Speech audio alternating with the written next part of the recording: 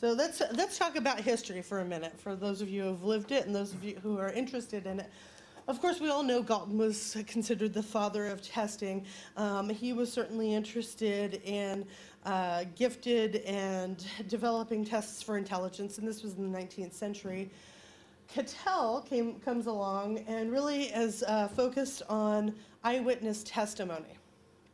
So Cattell's results indicated there was a surprising amount of inaccuracy in eyewitness testimony, and that was his interest. The reason why I bring up these three guys, Munsterberg as well, is because they kind of set the stage for forensic assessment early on.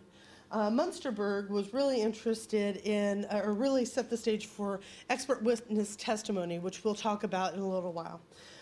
But he was one of the first guys who was interested in the polygraph.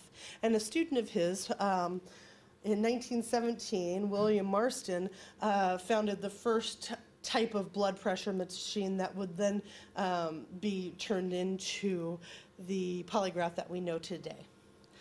So keep these guys in mind, and if you're interested in learning more about history, certainly look at. But it wasn't until 2001 that the APA officially recognized forensic psychology as a discipline, as a specialization. So it's a fairly new idea, if you will. It's less than 20 years old. It's only 12 years old. And the fact is that we're still kind of getting our feet wet, so to speak. The fact is that there are currently no APA-approved or accredited forensic psychology programs in the U.S. There's one right here. It's called California School of Forensic Studies, and there's several throughout the country, but they're not APA-approved. Why? Probably because it's so new. And just so you know, CSFS is currently changing their degree to include a lot more clinical psychology stuff so that they can have a clinical forensic program that can then become APA approved. So that's what they're working on right now. So it's important to know forensic psychology is ever changing. And it's really ever changing and ever evolving because the law is ever evolving. So some of the important things to be aware of, being a forensic psychologist, is case law. Specifically, the case law surrounding the area of specialization and expertise that you're interested in practicing. I'm going to touch briefly on case law as we go throughout the different types of evaluations today, but if you're interested in any specific type of evaluation or evaluation area, I suggest looking up the case law on that. The fact is that any part of my lecture today could be turned into a full day of evaluation, and or a full day of teaching, rather. What I've done is I took a full semester worth of material and I condensed it into 7 hours. So I did that just to give you guys a snippet of all of the different types of forensic evaluations that are out there. We're going to start talking about case law with the insanity defense. And the reason why is it really paved the way for forensic psychology and forensic assessment. So an insanity defense is really based on the theory that people can't be held accountable for their actions because they're insane, specifically criminal actions. And that their mental illness or their mental disability deprives them of the ability to make rational choices. And the fact is that these people should not be punished. That's the theory behind the insanity defense. It goes back as far as Roman times.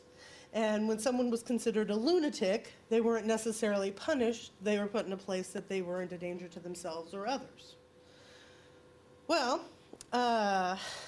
it's been around the 70s that this was a generally accepted theory, generally accepted way of doing things, and not guilty by reason of insanity pleas were seen as a means for public safety and to really help the public.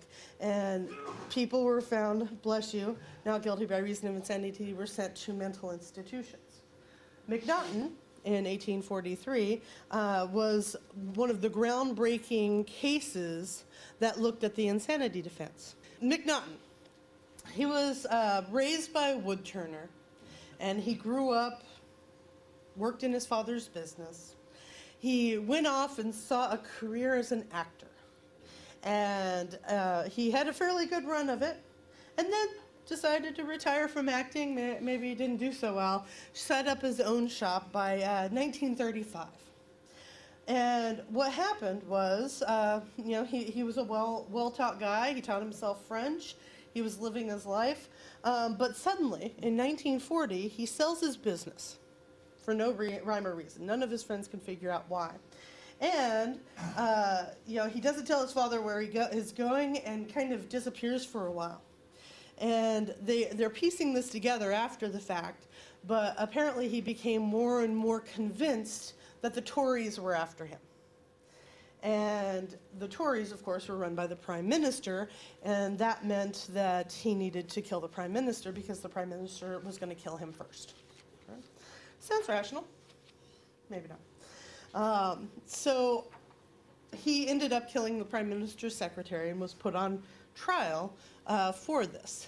And what ended up happening was the McNaughton Rule, McNaughton Law, which in 1843 came down to every man is presumed to be sane, and that to establish a defense on the ground of insanity must clearly prove that at the time of committing the offense, the accused was laboring under such a deficit of reason from mind of disease as to not know the nature and quality of the act that he's doing, or if he did know it, that he didn't know what he was doing was wrong. All right? So we're talking about two prongs of the McNaughton test. And this test became what was used throughout all of the countries, the U.S. and England at the time. And it focused on the person's ability, cognitive abilities, rather. Well, that's one of the problems with it. Just knowing right from wrong. Okay, I know it was wrong to kill the Prime Minister's secretary, but I had to because they were going to kill me first. It was a delusion.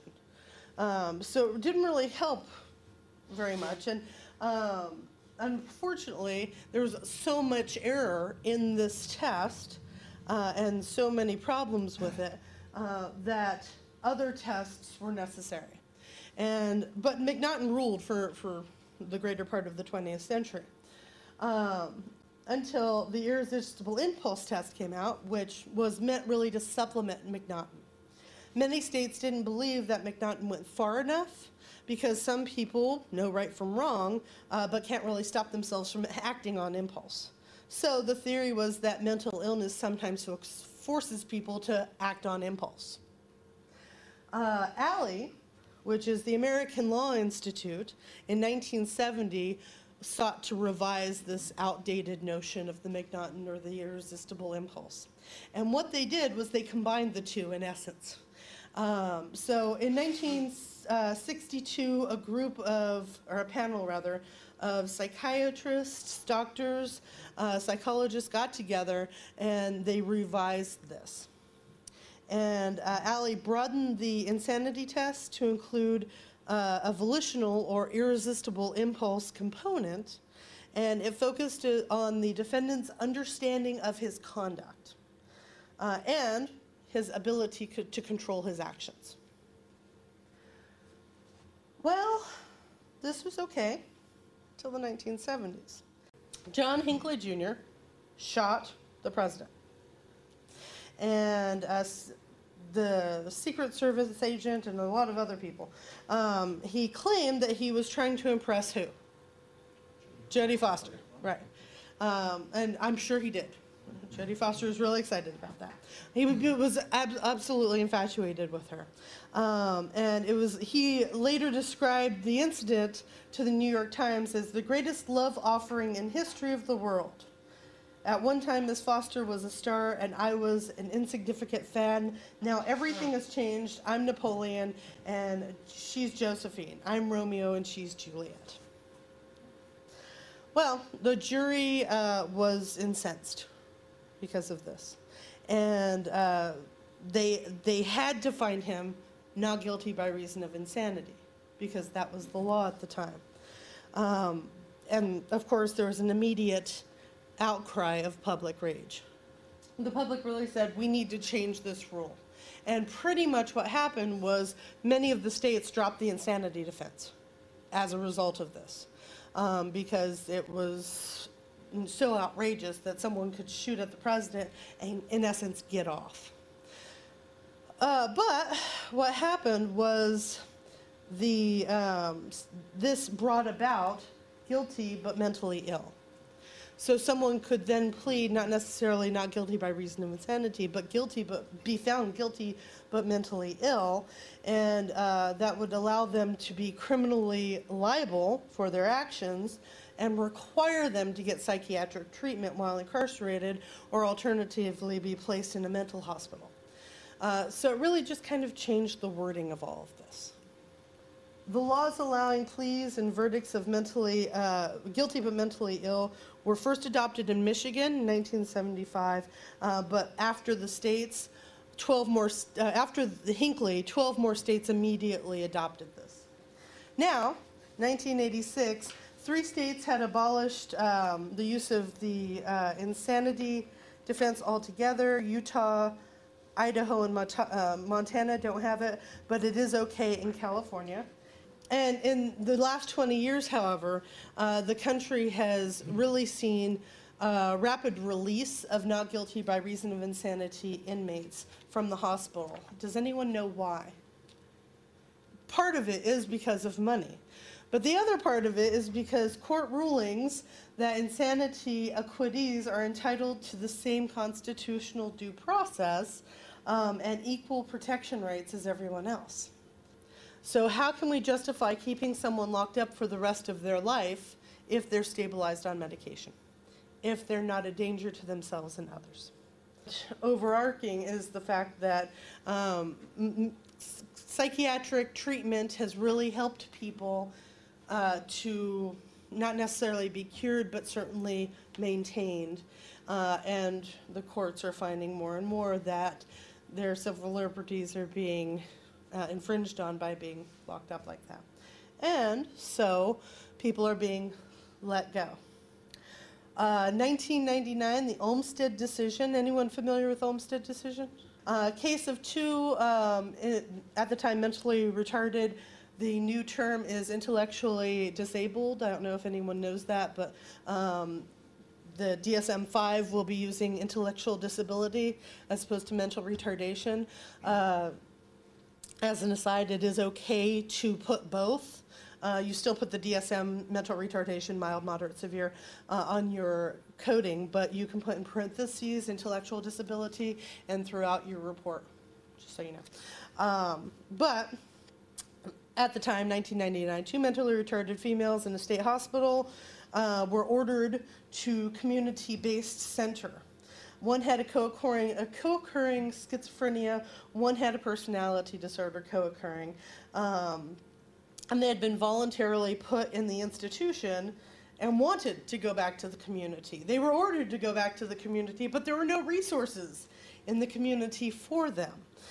So they were just kept locked up. And the Olmstead decision said that we cannot discriminate on the basis of mental health reasons. We must assess them and put them in the community one way or another. So there has to be money out there, there has to be something out there, but we can't just lock them up because they have mental health reasons and they're volunteering. So just so you guys know, that was one of the landmark cases that got people released as well. So that's why we now have, a lot of people would argue, a homeless population, and a lot of people would argue an increased forensic population of mentally ill individuals who are finding their ways to the prisons, theoretically. Not to get too political.